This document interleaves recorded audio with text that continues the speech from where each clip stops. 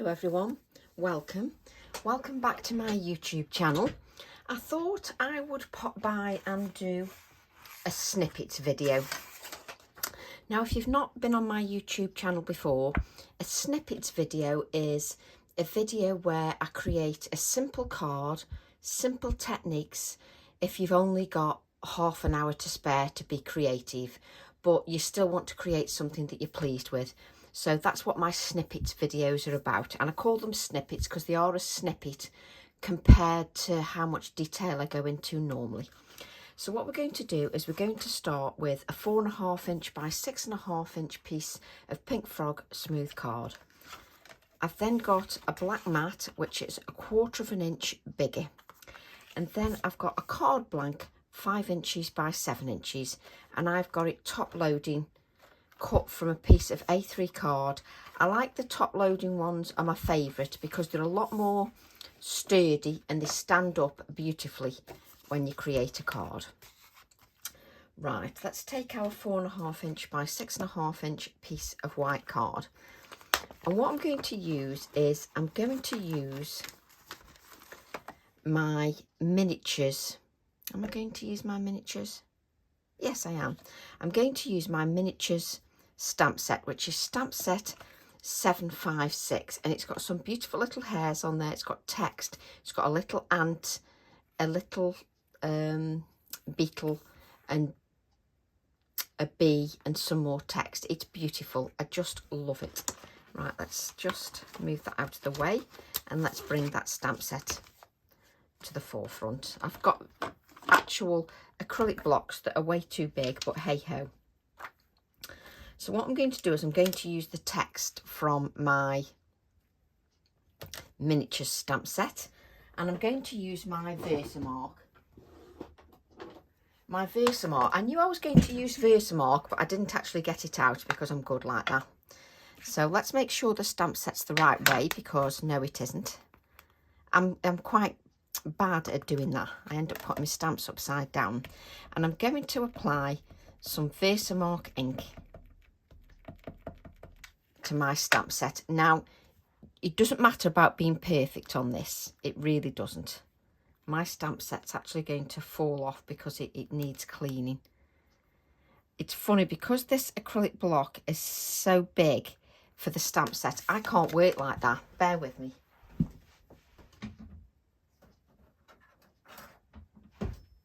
Isn't it funny what you get used to? I can't work with this tiny stamp set and a big acrylic block. So I'm going to have to just start again. There we go. So I'm going to use my Versamark ink. That's much better. And what I want you to do is just stamp this, just sort of going down your card. Now, you're not going for perfection.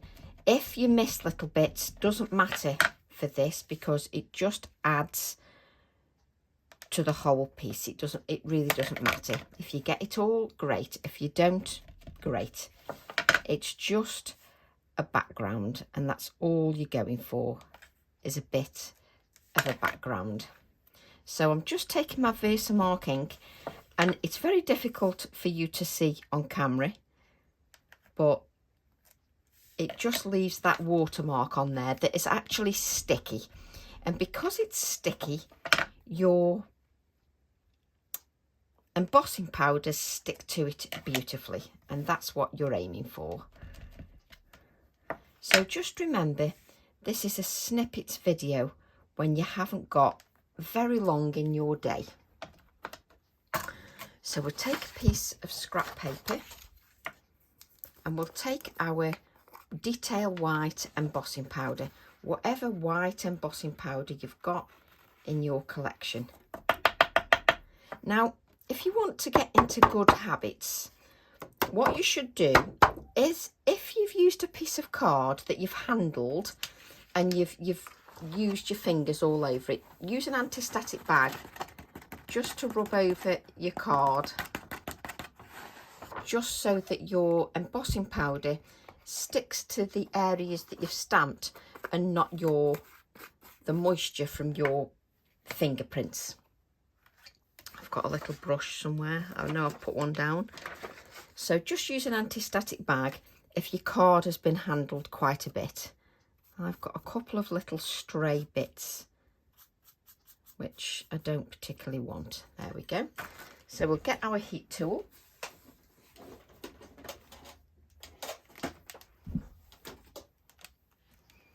Plug that in.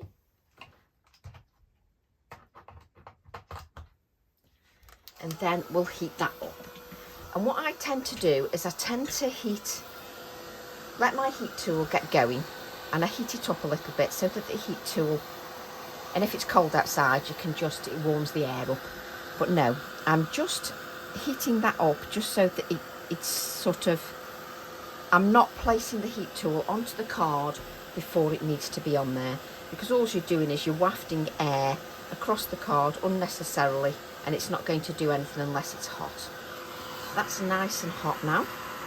Now it's entirely up to you whether you heat from the top or heat from the bottom. I personally don't see much difference. Some people say that they find it smoother if they heat from underneath. If I heat from underneath, I personally don't find that much of a difference. Not enough of a difference to warrant, you know, faffing with going underneath. So it's entirely up to you. If you prefer embossing underneath, then emboss underneath. If you like me and you do it the traditional way and you emboss from the top, then that's absolutely fine. Whatever suits what you do. Now just remember, when you've heated, just move your heat tool away from the areas you've already embossed, because you don't want it to go back to being flat. You want it to stay glossy. So once you've heated that and it's changed, move your heat tool down to the next area, because you can overheat embossing powder and it'll go back to being flat. And it's very easy to do as well, especially when you're working on white card and you're trying to see where you've already embossed. It can be a little bit difficult. So just, and of course the last little bit takes the longest. There we go. Sometimes I have to tilt the card because I can't actually see what I'm doing.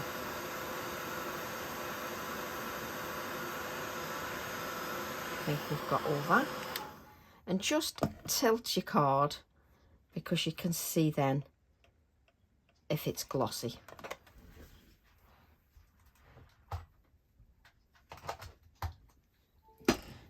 Now what I find that I like to do is I like to let the card just cool down a little bit, because if I go straight on with my inks, if there's heat in that card, the inks don't move. They dry quicker than I want them to, and I want them to move. So just rub my hand over just to make sure there's no stray, or you can use a piece of kitchen oil just to make sure there's no stray embossing powder lying around. So nice quick techniques. You should really get a jar of water. I'm just going to use my water spritzer, and I'm going to start off with mustard seed. So I'm using mustard seed Distress Oxide inks. You can use your distress inks if you wish, it's absolutely fine. Let's just add a bit of water to the card. A little bit of water to the card will just get that ink to move. Why I've used so much ink, I don't know. You only need a little bit of ink each time. So I've got some mustard seed. I've then got wild honey. So a little bit of wild honey. And I'm going to take the wild honey and I'm going to pick up the wild honey. Just pick up that wild honey. Let's just add a little bit more, just so that we've got that definite change in colour. So we've got the wild honey. And I'm just wiping up the colour a little bit, just so that the colours don't mix too much. I'm not going to worry too much. My next colour is ripe persimmon. So I'm going to take that ripe persimmon and just add the colour. If it's not moving enough for you, spritz that with water and the colour will move a little bit more for you. So just go over. There we go. Just rinse that a little bit. What you can do, you know all the ink that you've got spare here, I'm just doing it because this is a snippets video. All the ink that you've got here, you can have a separate piece of card and just mop up that ink. Let me just see if I've got a spare piece of card. So if you've got spare ink, just mop that up.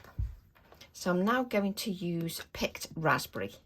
So I've got the picked raspberry, and then I'm going to pick up that picked raspberry and just add that to my card.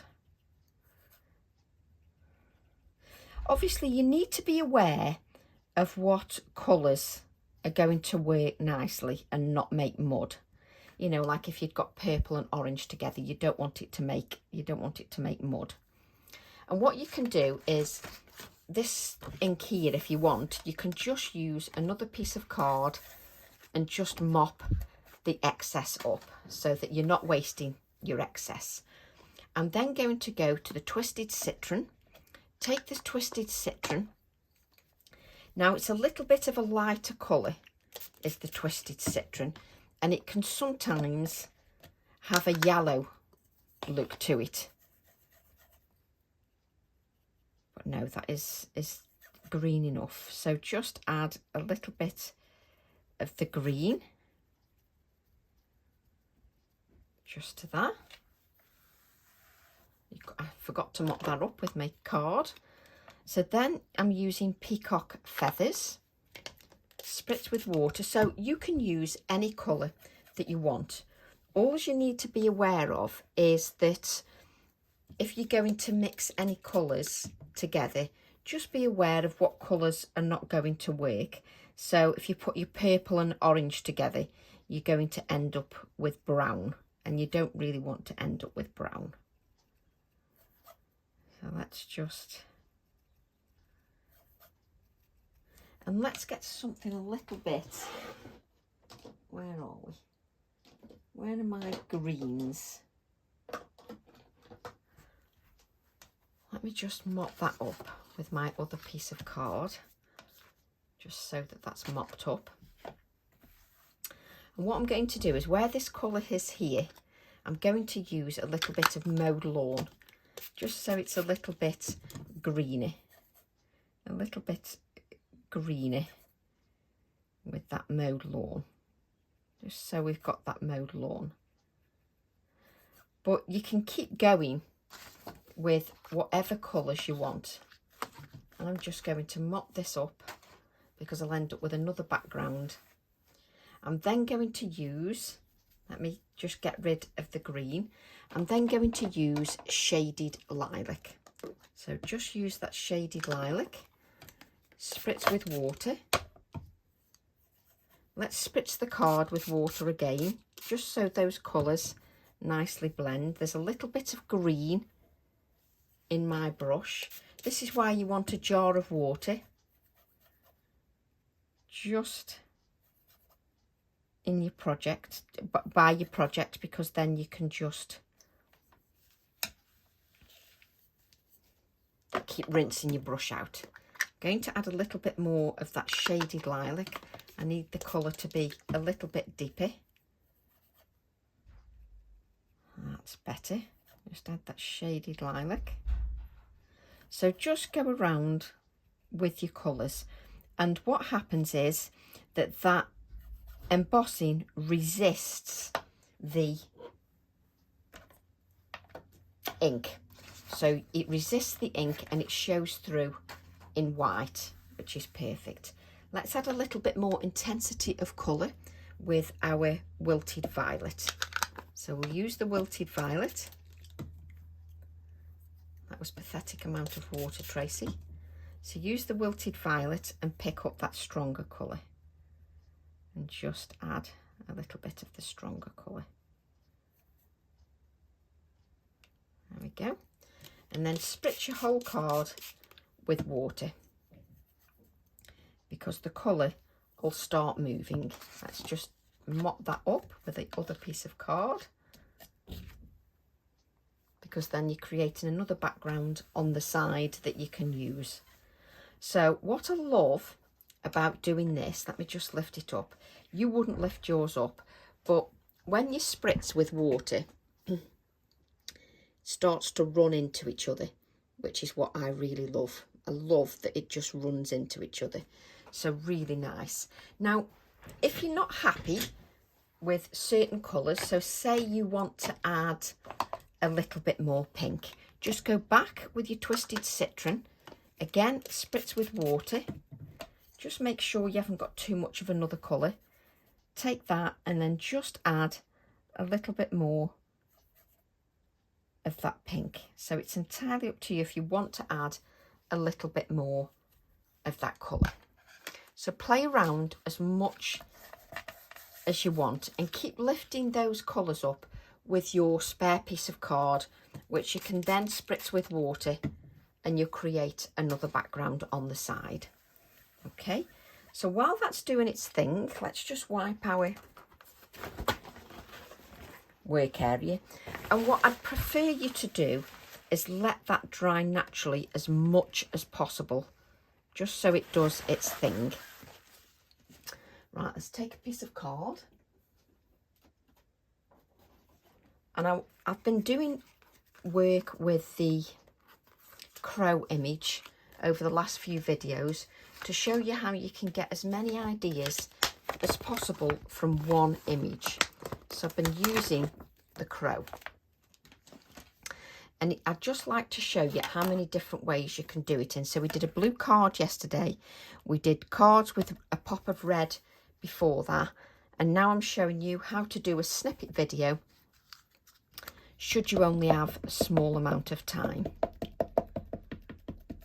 So just inking with my VersaFine Clair Nocturne ink. And I like each card that I do to have a different feel each time that you do a card. And whether that's with simple techniques, multi-layered cards, mixed media cards, whichever. I like them all to have a different feel. So let me just allow that ink to rest on there. And then we can lift our acrylic block. This image makes me happy every time. And with your baby wipes that have also got beautiful colours on, you could also allow those to dry and then machine stitch those onto a piece of card, and you've got another background. So, I mean, you could keep this on the card and just cut it out and have a square piece on, but I like the fact of the crow when it's actually cut out. So I'm not leaving a white border this time. The main reason being is we've got that pop of white with the embossing powder in the background, so the crow is going to pop nicely. So we'll just cut that out. And always a nice simple image to cut out, so nothing too complicated. But I do find the crow really striking to use. And what I like about the crow is whatever images I'm bringing out in the future, or whatever images I bought in the past, he works really well with all those images. It works really nicely. Let me just, there we go. And like we did yesterday, we're going to give that a little bit of shape, because he looks a little better when he's got a little bit of shape. And then we're going to just highlight the little whites there in the eye. And what you can see is, I mean, my card is still soaking, but he really does pop against that background. Then the other thing I've done, I'm going to have to dry that card a little bit, but we'll sort that out in a second. The other thing that I've done is I've put two circular die cut pieces through my die cutting machine, so the two pieces together, so that I end up, let me move this out of the way, so that I end up not only with the aperture that I could use for a card, I've got the die cut circular piece that I could use for a card, but this is the piece that I want, which is the actual framed piece, because this will go round my little crow like so. Now bear in mind, this is a snippets video, so you're not spending hours and hours as we normally do. So we're going to give that a dry.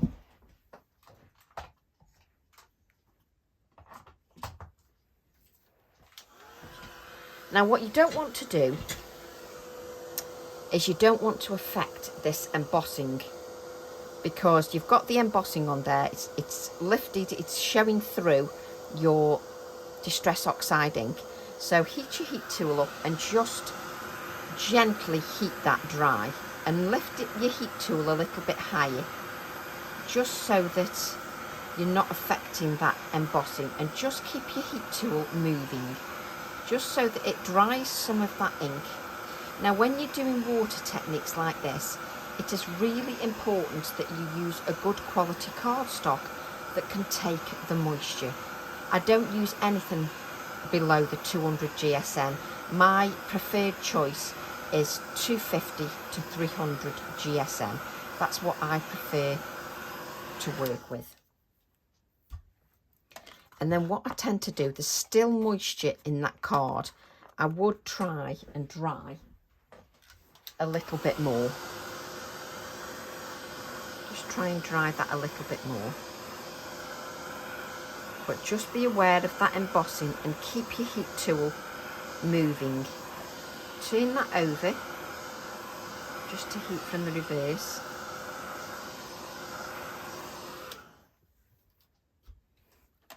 And just bend, just so.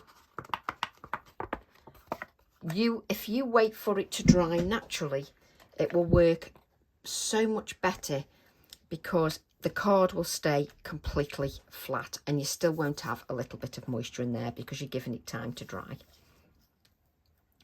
What I'm going to do is just place that just on one side, and then my crow is going to go on one side here. Whoops. And we will add some of those cotton fibres. So first of all, we'll add our circular piece. The circular piece draws the eye into the crow. Obviously not got the right adhesive, she says. Confident. I've got that many half-used adhesives that I don't know which one. I need to sort of, you know, when you need to pull this lid off and work, I really need to get a new adhesive out, really. We might get there in a minute. Yes, you can do a snippet video and spend 10 minutes messing with the glue. Let me just, I won't waste it though, it's got a little bit of glue in here. This needle is a little bit, there you go, that's what you need to do, is pull the lid off. Because then I can just clear the blockage, she says confidently. I think it would be easier to get another glue out, you know. I'm at the end of my glues and I just keep refusing to just throw away the little bit at the end. I have got some needles somewhere.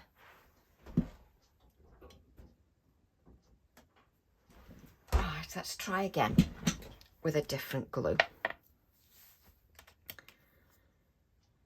It's because I just like to make sure I use the last little bit.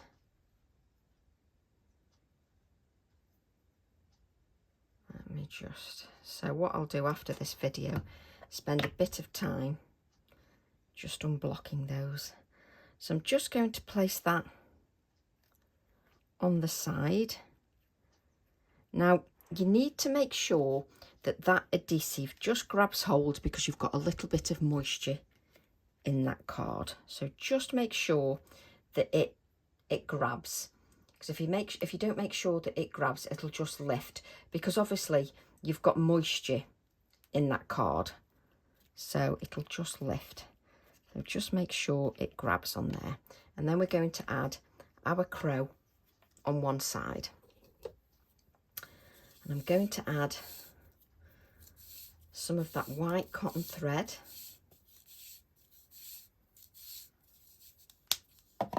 Just spread it out a little bit so it looks a little bit more natural, like that. And then we'll just add a little bit of black as well, which I never seem to be able to find the end. There we go. So add a little bit of the black and just pull it loosely. Let's place those back so they're not in our way, and just place those loosely like that. Then I'll use my pin flare glue.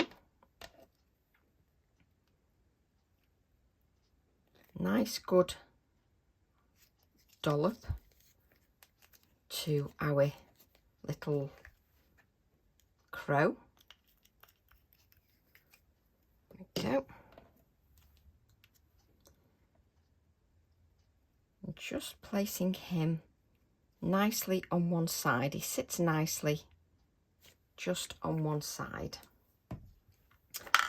I'm then going to use my Posca pen just to add some white splatters, because that will really lift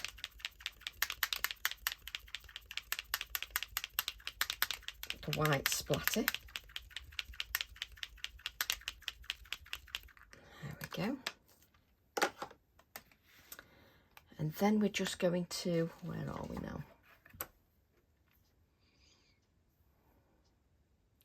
Just take our stamp set again, nearly finished now because this is our snippet video, just to do a quick video so you can make something nice and quickly, but that's still a quality project. So we put the crow back, and then I'm going to take the crow text, because on this stamp set, let me just show you, on the Flock Together stamp set, there is a crow sort of definition. So we're going to use a little bit of that.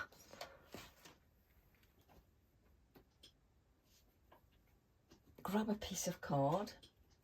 I try to put everything within easy reach. Just remove that. Let's take our crow sort of definition.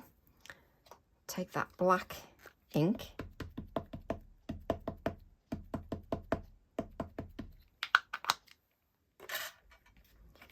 just stamp that out, and we can cut bits of this up, or we can use it as is, and you could even stamp on the top if you wish, but I'm going to cut little bits up to use. Just so that it's little bits of text to use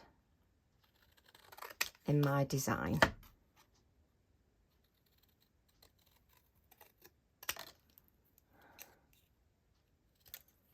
There we go. So I can cut this up, and then I can use as little or as much as I want, just in the design.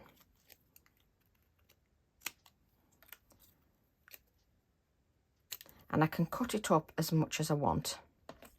So probably won't use all this, but I'm just cutting it up so I can just play around with where I want the text.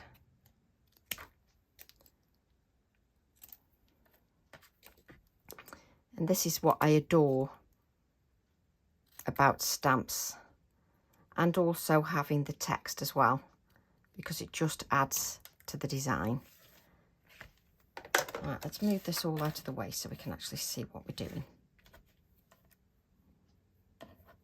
Right, so I'm just going to have a little play around So I instantly know I want that. Because you can tell by your design what's going to work and what isn't. Black plumage. I will read it out to myself half a dozen times.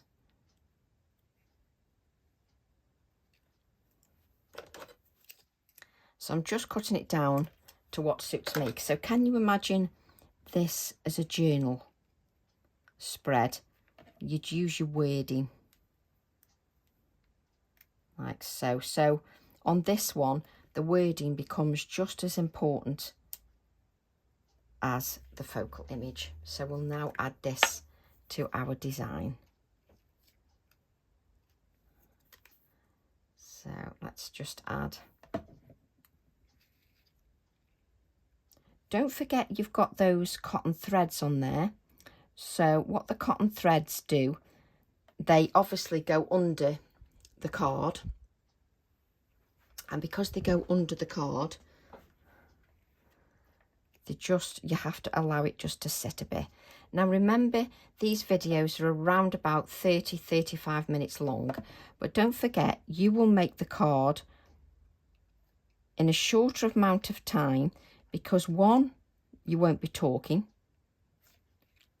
and two, I don't count the cutting out time. So just remember that. Obviously you're not waffling to yourself like I am. Just cut that out. And I'm afraid I am one of those crafters. I'm a little bit of a faffy. Takes me a while sometimes to even stick things down. Also, you won't be spending time unclogging glue. But what I like about this is I'm not going to add any shading around this text because I like how white it is. Now just remember about those cotton threads. They work against you. Right, okay. So we're then going to add this to a piece of black card, a black mat.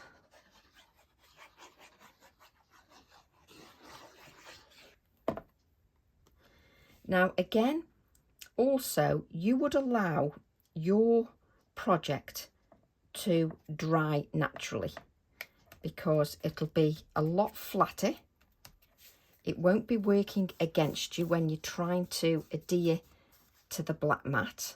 So just, if like me, you're going with it and you're not waiting for things to dry completely, just give that card a little bit of a press all the way around just to make sure it's adhered properly.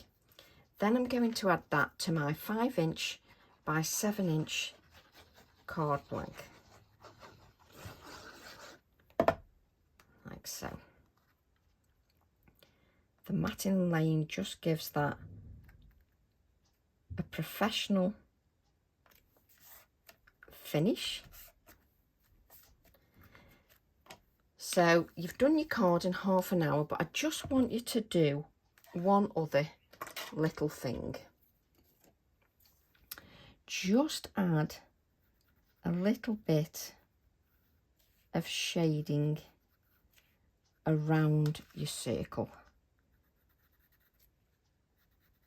And I'm using my Inktense pencil just to go around that circle.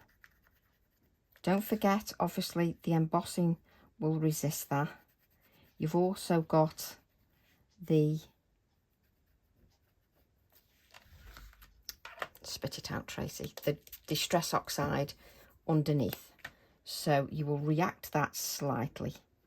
So you're just going to add a little bit of that shading just underneath. Don't add too much water. Just add a little bit of water. Don't add too much because you don't want to react those distress oxides too much. You just want to add a little bit of shading so that when you look at your card,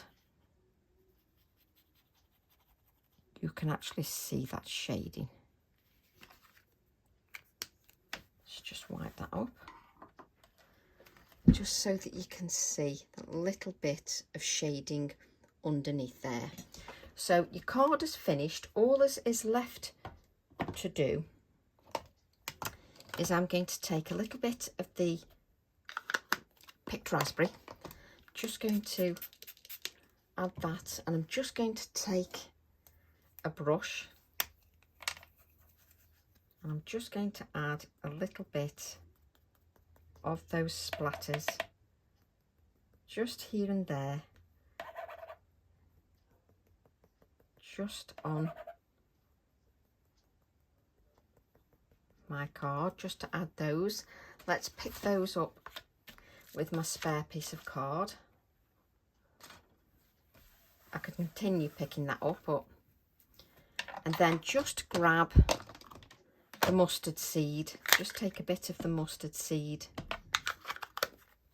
and we'll just add a little bit of the mustard seed as well, just to add a few of those splatters. That's it. Let's move that out of the way. You can then just mop that up, and then you've got a background that you can keep working on as another background for another card.